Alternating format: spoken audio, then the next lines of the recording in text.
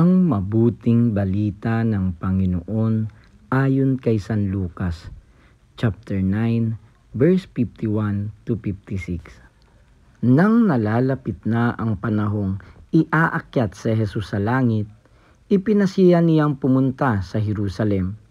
Sinugo niya ang ilan upang mauna sa kanya. Humayo sila at pumasok sa isang nayon sa Samaria upang ipaghanda siya ng matutuluyan.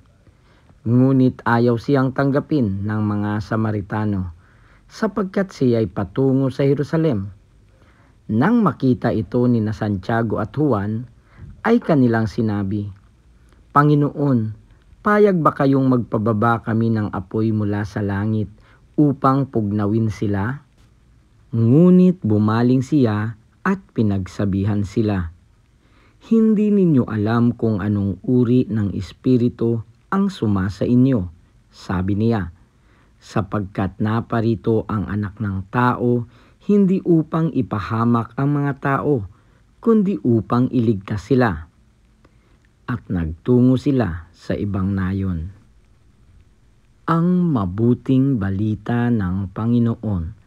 Pinupuri ka namin, Panginoong Hesukristo.